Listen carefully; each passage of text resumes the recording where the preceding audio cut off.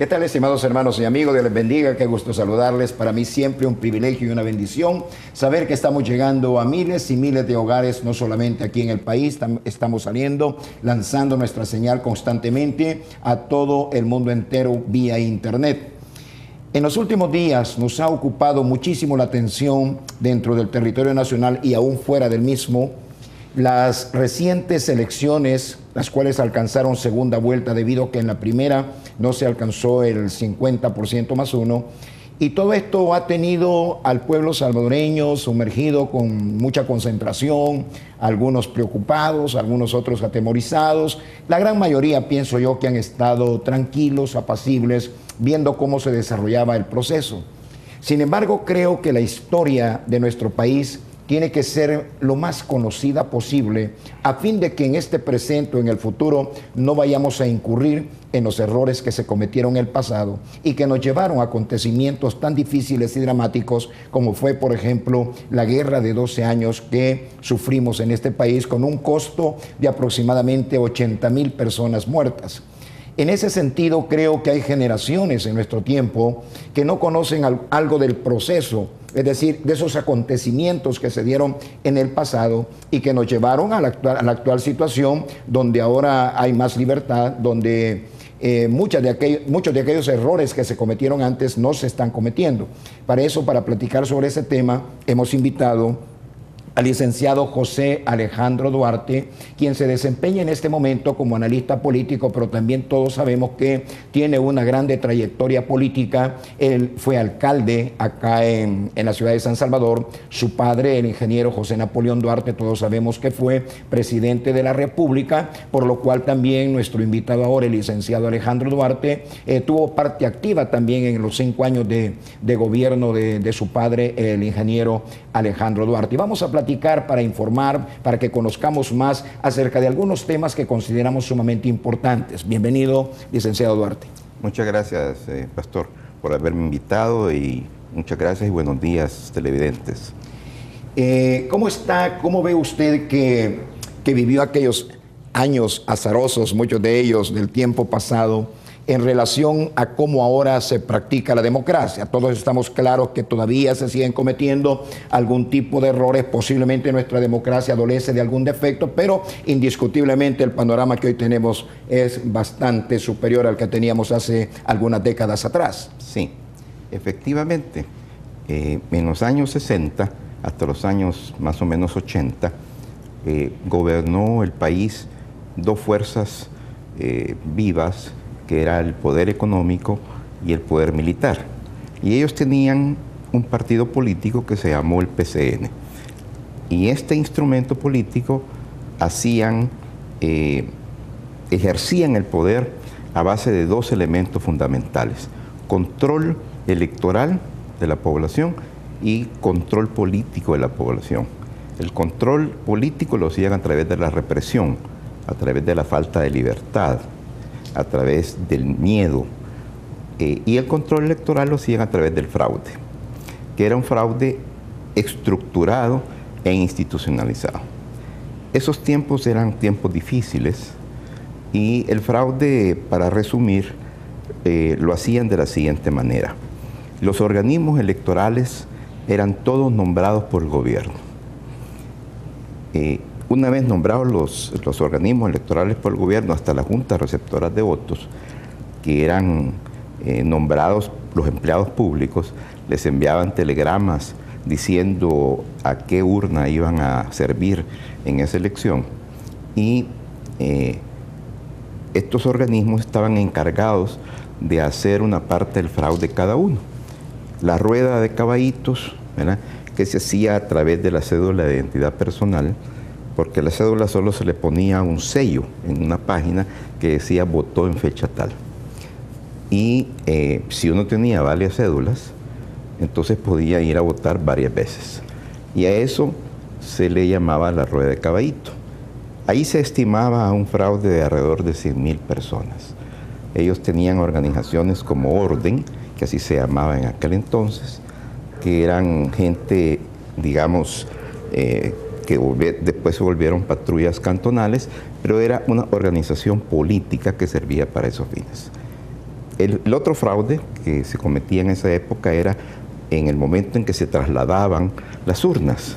Normalmente las urnas se trasladaban a los municipios y de los municipios a los departamentos y era manejada por el ejército. Cuando no les alcanzaba en un municipio, llenaban los votos, le ponían votos a las urnas.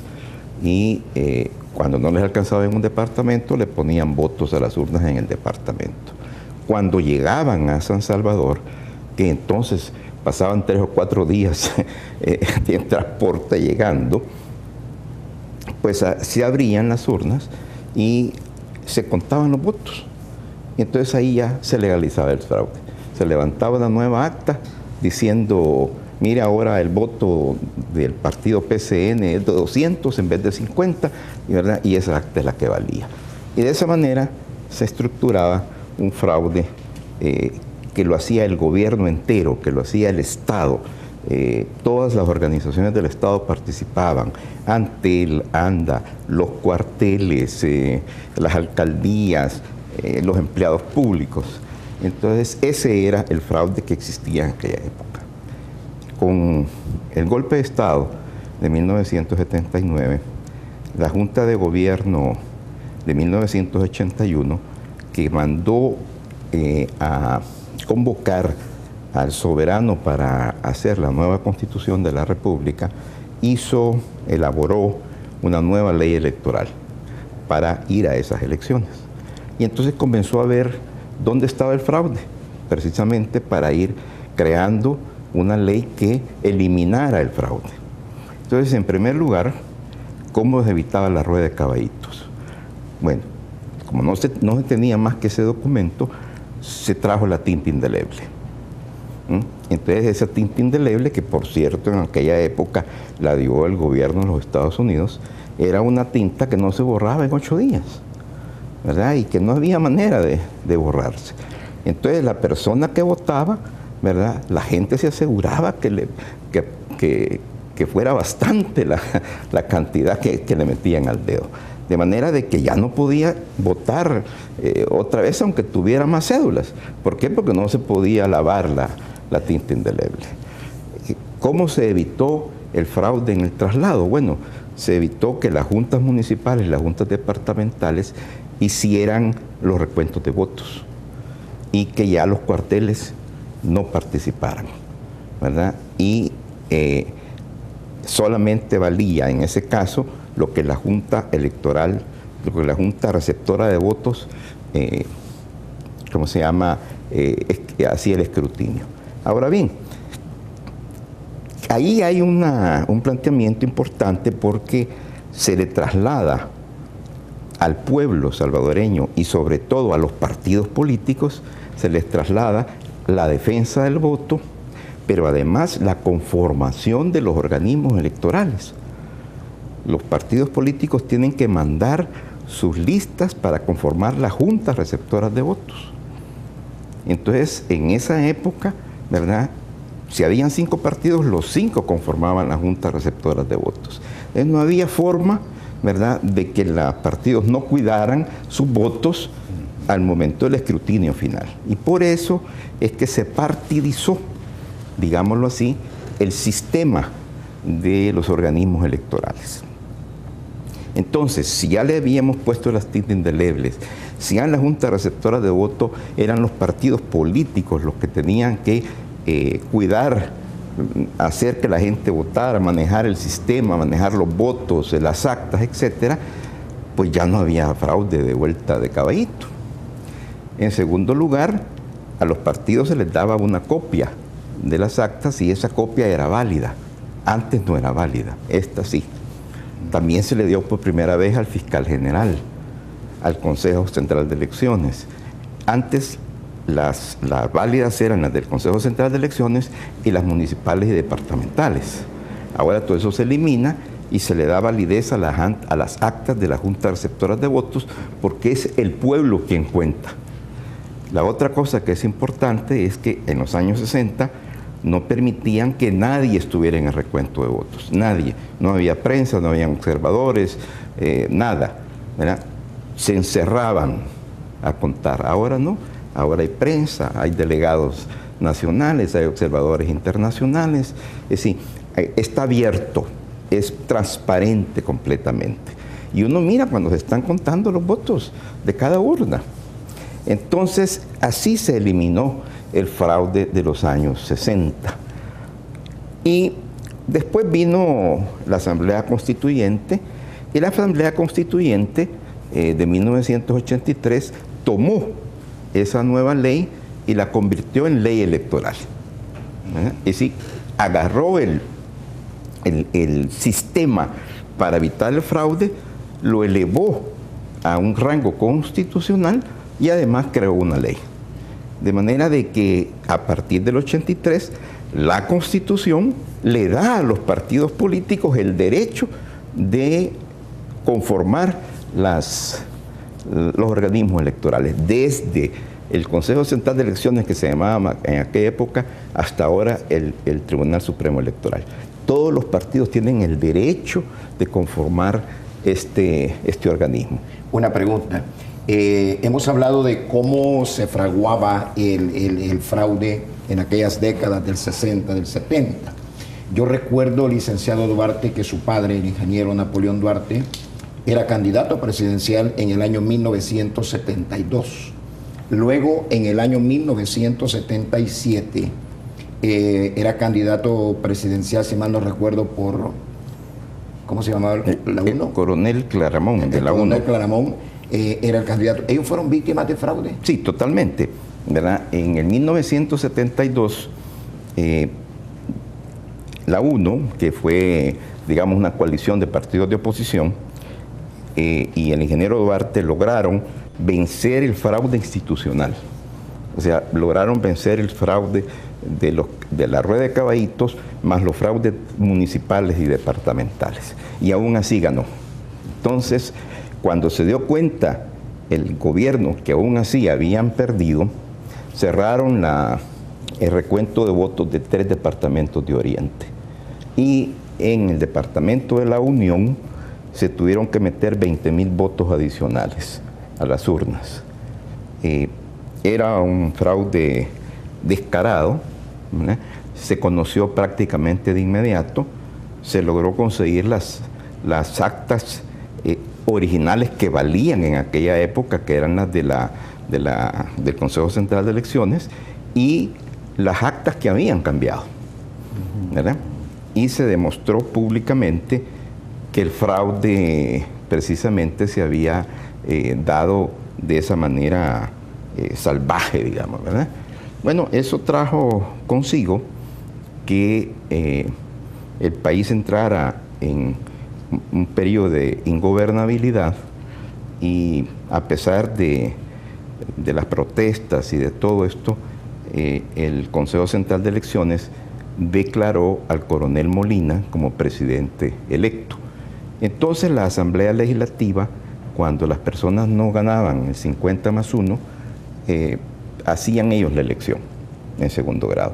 De manera que el coronel Molina fue electo por la Asamblea Legislativa gobernada por el PCN. Entonces, lo que ellos necesitaban era que el coronel Molina llevara al menos unos votos arriba del ingeniero Duarte. Y por eso hicieron ese fraude tan burdo en La Unión, que lo puso como 9,000 votos arriba del ingeniero Duarte. Esa fue esa parte. En 1977 la UNO volvió a concurrir a las elecciones, pero antes del 77 debo de contarle que en 1976 la UNO no fue a elecciones. No fue precisamente en protesta del fraude, no llevamos diputados y alcaldes de ningún tipo en protesta del fraude, porque no nos querían inscribir las planillas. Entonces simplemente se decidió no ir a las elecciones, y el 100% de la Asamblea Legislativa era el PCN. Entonces, nuevamente nos enfrentamos a esa estructura en 1977, se volvió a ganar, pero esta vez el el Consejo Central de Elecciones ni siquiera contó los votos. Porque antes, ¿verdad?, cuando uno decía yo no estoy de acuerdo con el acta tal, mire, porque yo tengo mi copia que dice que yo tengo 100 votos y el otro tiene 10, entonces simplemente la abrían ¿verdad? Contaban voto por voto, entonces ahí salía 500 para el PCN y 10 para el PDC. Y así hacían la nueva acta y legalizaban el fraude. Por eso se eliminó el conteo voto por voto y se le dio valor, ¿verdad?, al acta, que es el conteo de todos los partidos presentes. ¿Verdad? Ese es el verdadero concepto. Hoy estamos nosotros, ¿verdad?, asegurándonos que el que cuenta los votos es la Junta Receptora de Voto con los partidos presentes, con el fiscal presente, con la prensa presente, con los observadores presentes, y esa acta muestra verdaderamente que es la expresión del pueblo, ¿verdad? ¿En qué época no era así? ¿Verdad? Entonces, en 77, lo que resultó fue que ni siquiera se cuentan los votos, sino que aparece una declaratoria del Consejo Central de Elecciones dándole la presidencia al general Romero. Y el general Romero entra a gobernar y no pudo gobernar. El país ya estaba en un proceso de insurgencia y de ahí pues, podemos declarar con toda claridad que eso en el 77 se creó finalmente la chispa que hizo explotar la guerra en el país, ¿verdad? Esas elecciones, esas fraudes que se dieron en esa época, produjeron la guerra, sin duda alguna. Ahí manifestaciones todos los días, muertos todos los días, represión continua, hasta que llegó el golpe de Estado, ¿verdad? Esa es la historia. Entonces, ¿qué se hizo para que no se repita esa historia? Bueno, desde 1981 venimos cambiando estas reglas del juego precisamente para que eso que se hacía antes, que era un fraude, no se hiciera hoy.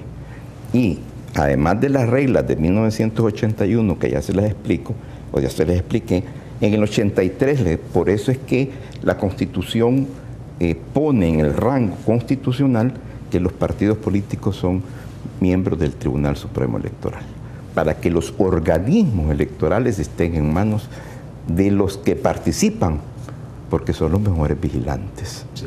Licenciado Duarte, quiero ver si he entendido bien la situación. A partir de 1981, el Consejo Central de Elecciones, que todavía era consejo a esa época, ya estaría conformada por representantes de cada partido político de los existentes en ese momento. Es correcto. Por otro lado, las juntas receptoras de votos estaban también compuestas por elementos de los partidos políticos. Correcto. Y ya no por empleados públicos como se hacía antes. No, por elementos de los partidos políticos, pero además tenían derecho a tener vigilantes. A partir de 1981. Sí. O sea, tenían al propietario en la Junta Receptora de Votos, ¿verdad?, solo que no podía llevar la insignia del partido, ¿verdad?, y tenían vigilantes. Sí. ¿Verdad? Las dos cosas. Sí. 1983, la constituyente, ¿qué reformas hizo? Bueno, algunas importantes. Por ejemplo, estableció la segunda vuelta electoral, precisamente para que aquellos casos en que no se lograba el 50+1 no fuera una asamblea legislativa ya gobernada por una aritmética legislativa la que eligiera, sino que fuera el pueblo directamente. Y ahí se crea la segunda vuelta, ¿verdad?, que es simplemente en la segunda vuelta el que saque un voto más que el otro. Ya no es el 50+1, ¿eh? No, sí, es el que saque un voto más que el competidor, sí, ¿verdad? Ahí se crea la segunda vuelta, que es importante, ¿verdad? También ahí se crean los organismos supervisores de los procesos electorales. Ahí se crea el fiscal general electoral, ahí se crea la Junta de Vigilancias. Además, le digo que ahí también se establece el sistema político de representatividad. Es decir, cómo elegimos alcaldes, cómo elegimos diputados y el sistema proporcional de diputados. Porque ¿qué queríamos? Queríamos una democracia en la que todo el mundo se pudiera expresar, en la que todo el mundo tuviera una representación y que las minorías realmente estuvieran representadas. Y para hacer un partido político se necesitaban 3.000 firmas nada más. Y en un momento determinado la bajamos a 1.000. ¿Por qué? Porque lo que necesitábamos es que la gente tuviera maneras rápidas, expeditas, de poder crear partidos y expresarse a través de esos partidos. O sea, creamos la partidocracia, si se quiere, ¿verdad? En el buen sentido de la palabra. Eliminamos el concepto de los militares y del poder económico, ¿verdad?, que eran los dueños del poder, y le dimos a los partidos políticos el derecho, ¿verdad?, para hacer el poder. Eso es lo que pasó en 1983. Pero a partir de 1983 todavía hubo reformas. Las reformas constitucionales del 92, de los acuerdos de paz, fueron importantes. Ahí nació el DUI, por ejemplo. O sea, vamos a quitar esta cédula que nadie confía en ella, ¿verdad? Y vamos a crear un documento único. Vamos a quitarle al Consejo Central de Elecciones, que así se llamaba, y le vamos a poner Tribunal Supremo Electoral. Y además vamos a ponerle 2 delegados de la Corte de Suprema Justicia. Y así es como, ¿verdad?, el tribunal está compuesto por el presidente, que es el partido que saca más votos, el segundo magistrado, que es el partido que saca segundo más votos, el tercero y los 2 magistrados. Y también en 1992 se hicieron reformas que afincaron el sistema antifraude, ¿verdad? Ahí se eliminó por completo, ¿verdad?, la posibilidad de que se pudiera contar voto por voto. Vamos a ir a una pausa, licenciado Duarte, y luego, estimados televidentes, vamos a seguir platicando. Creo que son datos sumamente interesantes de cómo ha evolucionado la democracia aquí en nuestro querido país, El Salvador. Y creo que vale mucho esta información, porque las nuevas generaciones, posiblemente al no haber participado de todo aquello que fue nuestra historia, es nuestra historia, desconocen los avances que ha tenido el proceso democrático en nuestro querido país. Vamos a ir a una pausa y volvemos en breves momentos.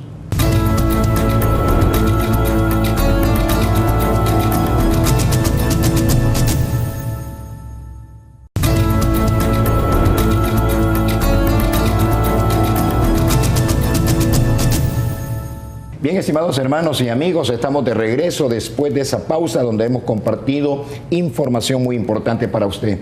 Estamos platicando en nuestro programa de Visionarios con el licenciado Alejandro Duarte, quien es hijo de muy conocido y recordado ingeniero José Napoleón Duarte, quien fue presidente de la República y vivió una de las épocas muy, que le dijera, por momentos dramática de la historia de nuestro querido país, El Salvador.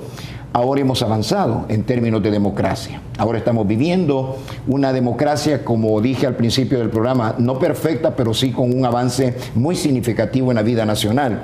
Muchos de nuestros jóvenes o generaciones presentes no conocen estos acontecimientos y en forma personal lo he comprobado. Cuando platicamos un poco sobre la historia, no tan lejana, sino reciente de El Salvador, muchos jóvenes dicen, ¿de verdad sucedió eso? ¿Eso era lo que acontecía en el país? Y le decimos, sí, así era nuestro país, porque no están muy informados respecto a esas verdades de nuestra historia. Sin embargo, creo que es bueno, como dijimos también antes, volver a recordar esto para que no incidamos en esos errores que nos costaron un alto precio, como fue, por ejemplo, el costo de la guerra que vivimos por un periodo de aproximadamente 12 años.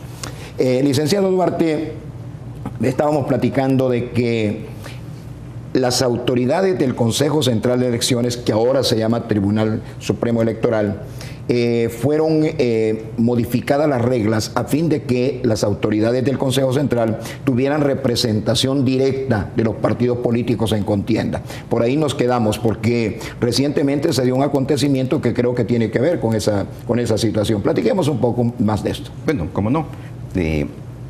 Los partidos políticos comenzaron a ser los representantes de los organismos electorales desde el Consejo Central de Elecciones hasta la Junta Receptora de Votos desde 1981. Se confirmó en 1983 con la Constitución y se confirmó en 1992 con las reformas constitucionales y todavía con los 2 códigos electorales que han habido, recientemente el código del año pasado. Sí. Entonces, los partidos políticos tienen derecho de escoger a la persona que los va a representar en el Tribunal Supremo Electoral, un propietario y un suplente.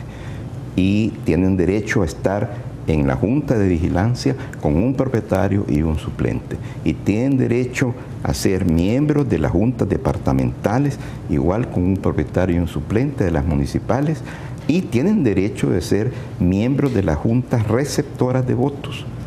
Y además de ser miembros de la junta receptora de votos de la mesa, tienen derecho a tener vigilante. Entonces, todo el proceso electoral está siendo vigilado permanentemente por los partidos políticos. Entonces, en esta elección... Y todo para garantizar que no haya fraude. Que no haya fraude. ¿Por qué? Porque antes, repito, ¿verdad? Antes las urnas iban a los cuarteles, ahí agarraban los votos del PCN y los ponían adentro de las cajas, no modificaban las actas. Cuando llegaban al escrutinio final, ¿verdad? Nosotros decíamos, por ejemplo, miren, en el acta número tal, ¿verdad? No nos concuerda el dato con lo que ustedes dicen. Entonces el Consejo decía, pues abrámosla, contemos voto por voto, ¿verdad? Y ya salía entonces 400 porque habían sido rellenadas. Porque ya habían sido rellenadas. Entonces se eliminó de la ley la posibilidad de contar voto por voto para que nadie pudiera rellenar una urna.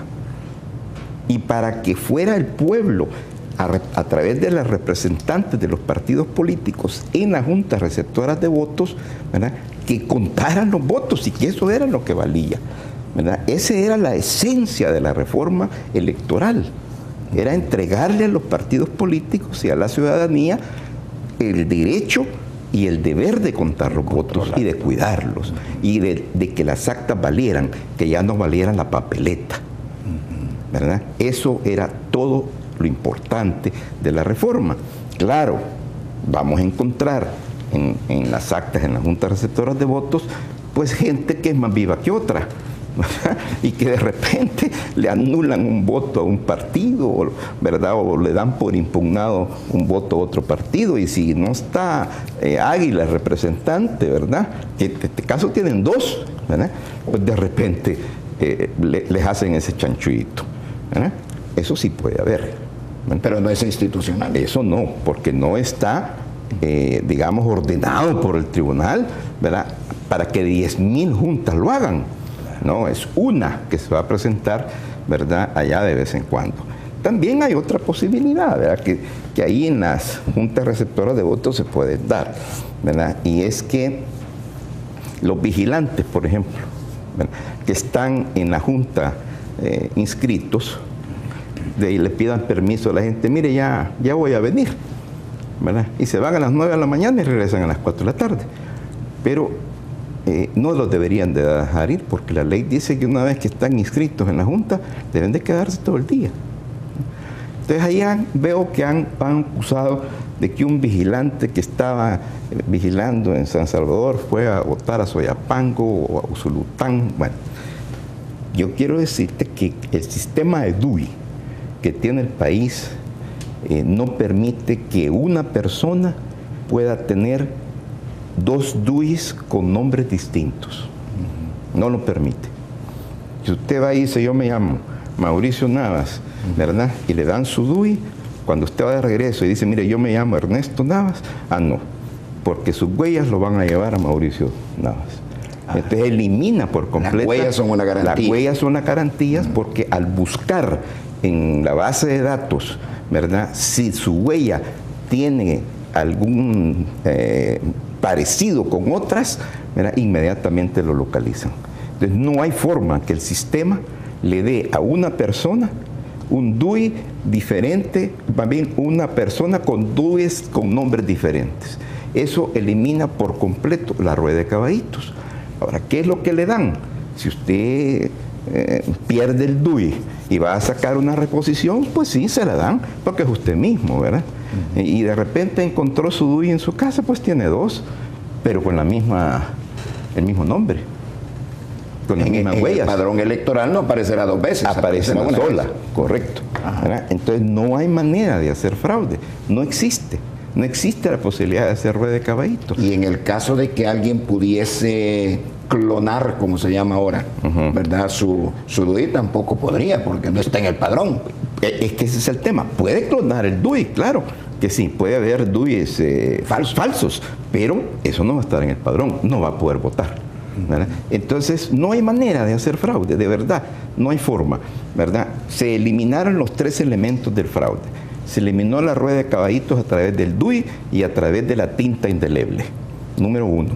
Se eliminó la posibilidad de que los cuarteles le metieran votos nuevos a las urnas, ¿verdad? Para que en el recuento final aparecieran los votos nuevos, o sea, apareciera el fraude y ahí se legalizara. No hay forma de hacerlo. El ejército ya no se mete, ¿verdad? La policía no lo hace, no hay ninguna organización, el Estado no está haciendo fraude institucional, se eliminó por completo, ¿verdad? Y tampoco existe la posibilidad de que el organismo electoral, ¿verdad? Que el Consejo Central de Elecciones de antes, hoy tribunal, haga un acta fraudulenta dándole presidente a uno que no le corresponde, porque ahí están todos los partidos políticos, ¿verdad? Entonces se eliminó todo el sistema de fraude y hemos venido eliminándolo constantemente durante 30 años. Cuando decís eliminamos, entiendo que todos los partidos políticos estaban participando de esa reforma. Sí, a eso me refiero, sí, a eso me refiero. En primer lugar, quiero decir que en 1981 la Junta de Gobierno hizo el primer decreto, pero a partir de 1983, los partidos representados en la Asamblea Legislativa, Arena, en ese entonces estaba Acción Democrática, también estaba, creo que el PPS, estaba el PCN, estaba el PDC, ¿verdad? Entonces, todos ellos participaron, hicieron la Constitución, después una primera ley electoral, ¿verdad? Después entró el FMLN en 1992, que se cambió la Constitución y también participó.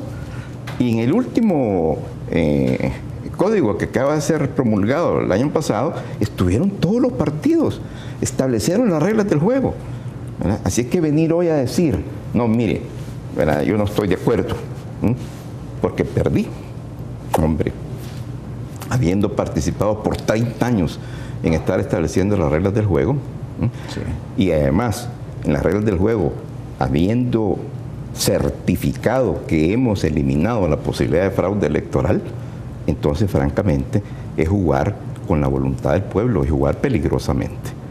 Y eso es lo que está haciendo Arena en este momento. ¿Qué importancia tienen para la validez o la legalidad o legitimidad del proceso electoral reciente? ¿Qué importancia tiene la presencia de organismos internacionales? Bueno, importantísima, ¿verdad? Importantísima. Y cuando estábamos en conflicto era más importante, ¿verdad? Porque en el conflicto, si usted se acuerda, ¿verdad? El mundo estaba dividido con relación a lo que pasaba en El Salvador, ¿verdad? Entonces, en las primeras elecciones que nosotros dábamos, eran las primeras elecciones libres y sin el sistema de fraude, inclusive la gente se tiró al suelo con las balas y hubieron balas a las juntas y después se fueron las balas y se volvieron a hacer las filas.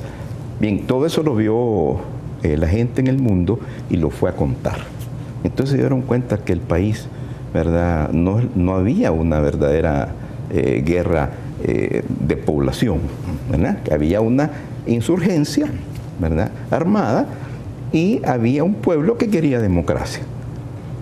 Y así comenzó el mundo a entender que El Salvador lo que quería era democracia. Cada elección que hemos tenido se va confirmando la democracia. Cuando entra en la negociación el FMLN, ¿verdad? Ya el país no tenía fraudes. Ya se elegían a las personas y se respetaba la voluntad popular. Y así ellos reconocieron que el sistema democrático, ¿verdad?, que se había instalado en 1983 con la Constitución, ¿verdad?, era el adecuado. Entre 1983 y 1992, sí, en la firma de los acuerdos, sí, se dieron 2 elecciones, si mal no recuerdo, sí, ¿no? Su papá quedó ahí de presidente de la República y luego entró el presidente Cristiani. Correcto. Esas ya se dieron en un marco mucho más óptimo de democracia. Abierto completamente, así como se lo estoy diciendo. En 1908, después de la Constitución de 1983, donde quedó en rango constitucional y en una ley nueva de carácter electoral, donde se eliminaba completamente el fraude, ¿verdad?, ya se fue a la elección de 1984. Con esa misma regla se fue a la elección de 1989, ¿verdad?, que fue la de Cristiani. Con esa regla se fue a la elección de diputados que cambiaron la Constitución en 1992, ¿verdad? Entonces entró, bueno, al frente se volvió partido político sin necesidad de que presentara firmas, por una reforma de carácter constitucional, la única, por cierto, ¿verdad? Y después vino el frente y entró a participar plenamente de las elecciones y a aceptar, digamos, el resultado de las elecciones. Y mire, este sistema democrático que ellos allá en la guerra, ¿verdad?, lo atacaron, los ha llevado a la presidencia de la República. Sí. Y absolutamente en elecciones libres, en elecciones donde el soberano ha podido expresar su voluntad sin miedo a que le cambien su voto, sí, en elecciones completamente transparentes. El Frente en esta ocasión ganó las elecciones, la ganó por poco, pero la ganó, ¿verdad? Y el señor Sánchez Serén es presidente electo, legítimamente electo, y Óscar Ortiz es el vicepresidente legítimamente electo. ¿Quién es el que da la legitimidad? La da precisamente el voto en las urnas receptoras de voto. Cuando la cuentan ahí todos los partidos políticos, cuando está la prensa, cuando están los observadores y están sacando las actas, sacando una y están sacando, esa es la legitimidad. Ahora, la legalidad le da el tribunal, sí, ¿verdad? Entonces no son, ahora ya son legales porque ya son presidente electo. Por eso se espera hasta que el tribunal dé el decreto de presidente electo, ¿verdad? Pero la legalidad de haber ganado la elección y de poder gobernar la da el pueblo en las urnas. De ahí la importancia de no contar el voto por voto, porque si se vuelve a contar voto por voto en el país, va a volver la tentación de rellenar urnas. Como que regresáramos. Regresamos al pasado. Ya no le voy a decir que lo va a hacer la Fuerza Armada, pero ¿quién no le dice que lo hacen en un municipio? Que se roban las juntas en un municipio, que la asaltan, o en un departamento. Quiere decir que ahora la plena garantía es tal vez no la plena garantía, pero una garantía muy fuerte es el acta, donde están las firmas de todos los de la Junta Receptora de Votos. Está la firma de los vigilantes, ¿está la firma? Sí, está la firma de los vigilantes. Y además de eso, algún fiscal... Sí está presente. Ajá. ¿Verdad? Sí. Y entonces esa acta, que es el reflejo de lo que está en la urna, esa es la válida, eso es lo que cuenta. Y ese, ¿verdad?, es el escrutinio final que acaba, sí, de realizar el Tribunal Supremo. Así es, contando lo que las actas dicen. Ahora, supongamos que regresamos al pasado y contamos voto por voto. Y entonces usted que iba a dejar su urna, digamos, a la feria porque venía del gimnasio y ahí le tocaba dejar su urna y terminaba a las 12, 1 de la mañana dejando su urna, se le entrega a un grupo de vigilantes que no sabe quiénes son porque ni siquiera le reciben en acta, ¿verdad? Y ahí deja las actas y ahí cualquiera puede hacer lo que quiera.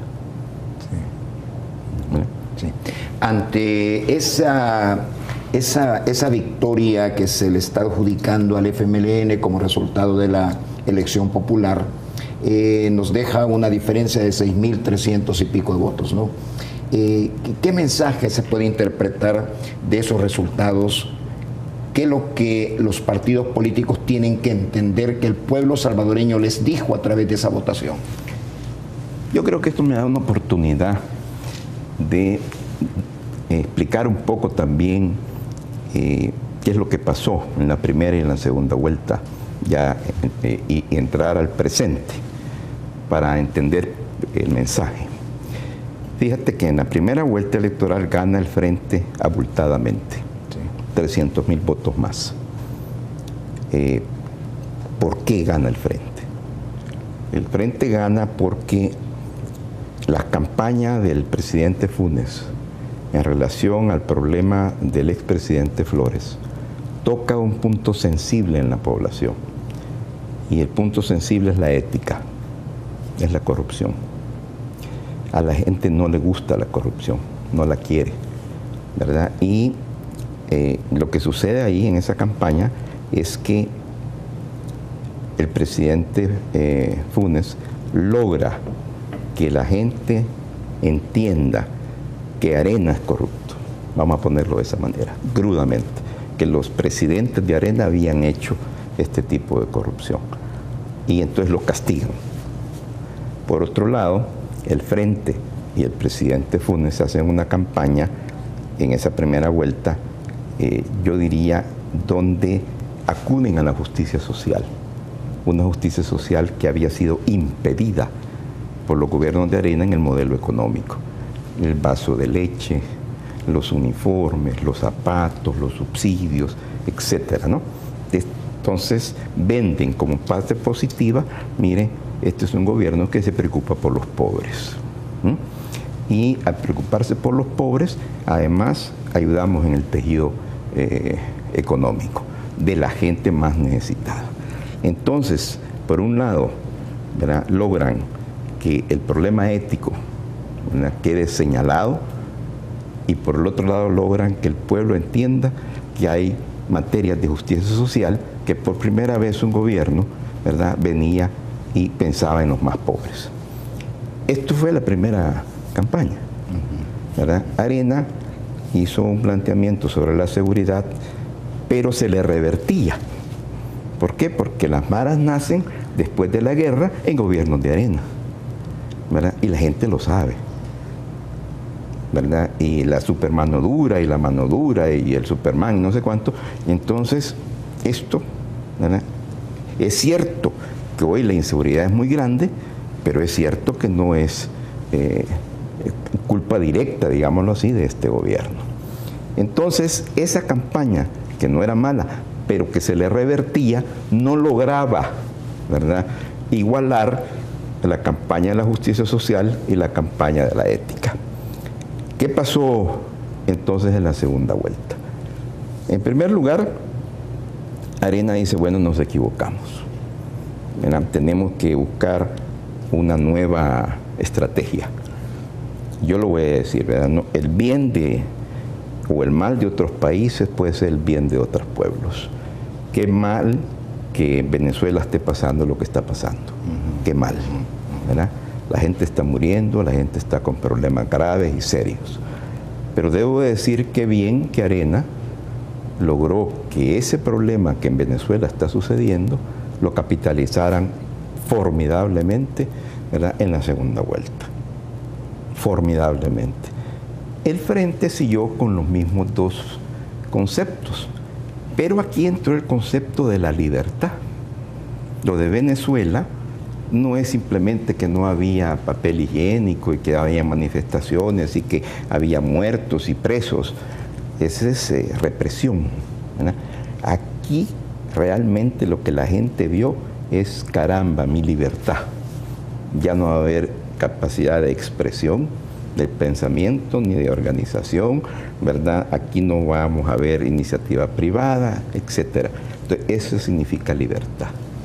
Entonces, la campaña de la libertad contra la campaña de la justicia social y de la ética, que ya había dado el primer resultado, en la segunda vuelta, ¿verdad?, la libertad pesó más, ¿verdad? Y la campaña, que también fue excelentemente manejada por Arena, lo lleva a acercarse hasta casi ganar, ¿verdad? Pero no ganaron. Sí. No sé qué hubiera pasado 8 o 10 días más de campaña, sí, ¿verdad? No sé, pero el pueblo aún así, ¿verdad?, elige y le da a Arena 430 o algo así, 1000 votos más. que eran votos que lo habían castigado en la primera vuelta. Y el Frente le da 100 y pico mil votos más. Entonces el fenómeno es que hay 600.000 salvadoreños, ¿verdad?, que en la segunda vuelta van a la elección y también escogen. En la elección de 1984, que fue la primera vez que se presentó la segunda vuelta en el país, mi padre, el ingeniero Duarte, le saca 14 puntos a Arena, a Dabuizón, en la primera vuelta. Y en aquel momento, bueno, el padrón era de 1.800.000 votos. Mi padre saca 500 y tantos mil votos y Dabuizón 300.000, algo así. En la segunda vuelta mi padre llega a 800.000 votos y Dabuizón sube 300.000 votos más. Y la diferencia son 150 o 200.000 votos. O sea que aumentó la gente en la segunda vuelta, ¿verdad? Cuando el doctor Calderón Sol, que también va a la segunda vuelta, pasa exactamente igual, ¿verdad? Él saca el 48% y el FMLN saca el más o menos, como hoy, digamos, saca el 36%, ¿verdad? Y en la segunda vuelta, Calderón Sol le saca, creo que llega a 59%, ¿verdad?, con mucho más electores que en la primera vuelta. Entonces, esa sensación de que la gente va menos en la segunda vuelta, ¿verdad?, y más en la primera vuelta, es equivocada en nuestro país, ¿verdad? Viendo las estadísticas y conociendo la realidad de los hechos, en las segundas vueltas en El Salvador vota más gente. Licenciado Duarte, el tiempo se nos está agotando, pero ¿qué mensaje podríamos sacar, bueno, para ir concluyendo? ¿Cómo no? Yo hice el análisis de la campaña para decirle que el pueblo al final tiene miedo de dos cosas. Tiene miedo de perder su libertad, ¿verdad? Tiene miedo de que lo que se ha logrado después de los acuerdos de paz, lo que se ha logrado después de la guerra, no se cambie, ¿verdad? Que la democracia, con todo y los defectos que pueda tener, con todo y que el tribunal y que el código todavía se pueda mejorar, ¿verdad?, no quiere que se cambie, no quiere que se cambie este sistema. Este es el primer mensaje. El segundo mensaje que yo saco es que la gente quiere justicia social, ¿verdad?, quiere honradez. Y entonces la mitad del pueblo está preocupado por la honradez y por la justicia social. Y la otra mitad del pueblo está preocupado por la libertad, por la inseguridad. Entonces, la lectura correcta es, señores ganadores de estas elecciones, Sánchez Serén y Óscar Ortiz, ustedes tienen que gobernar con la ayuda de los demás.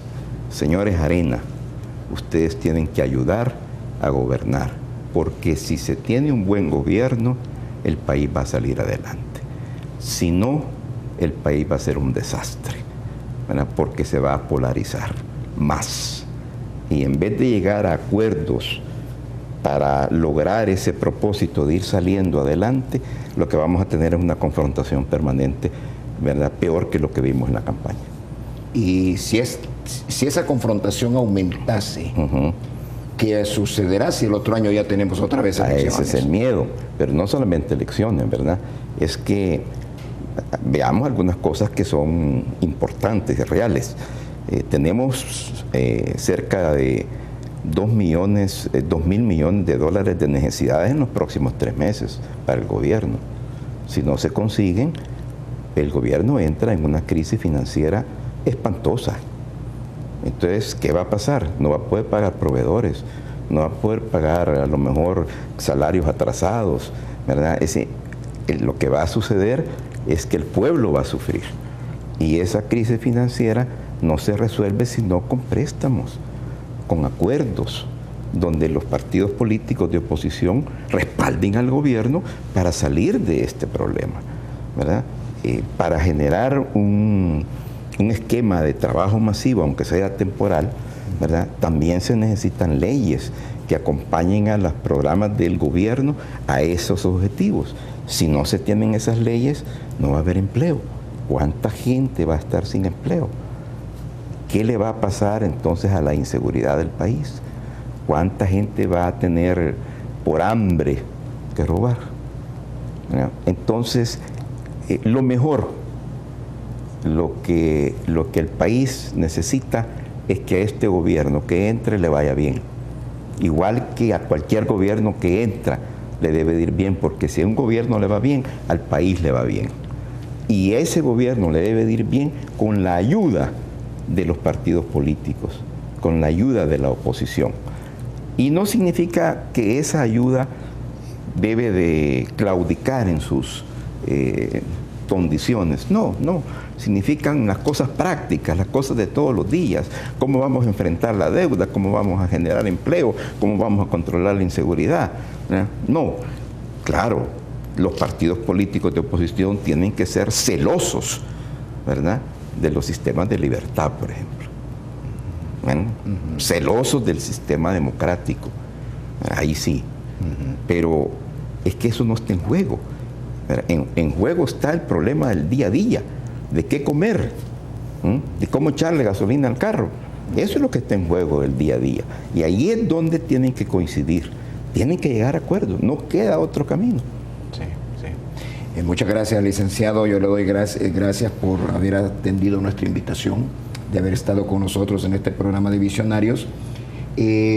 Todavía me parece que hay un poco de nerviosismo en el pueblo salvadoreño. ¿Qué le puede aconsejar usted como ya un punto final de este programa?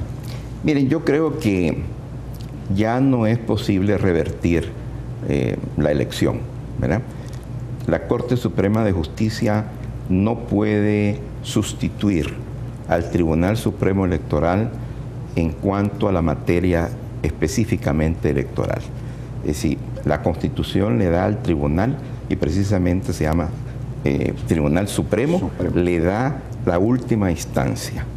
¿Verdad? La Corte Suprema de Justicia quizás pueda ver los recursos si han vulnerado el derecho a ser electos, pero aún con eso se necesitan pruebas. Y hasta hoy no hay una sola prueba. Lo mejor es que la Corte resuelva rápido y cerremos este capítulo y vayamos a enfrentar los verdaderos problemas del país. Muchas gracias una vez más, licenciado José Alejandro Duarte. A ustedes, televidentes, también nuestra gratitud. Muchas gracias por haber estado con nosotros. Creo que ha sido sumamente ilustrativa la plática que hemos sostenido con nuestro invitado de esta oportunidad. Hay que conocer detalles, hay que conocer la historia de nuestro país. Tenemos que reconocer los avances que se han logrado también. Una vez más, muchas gracias, y a ustedes, televidentes, siempre nuestra gratitud, y les esperamos en nuestro próximo programa.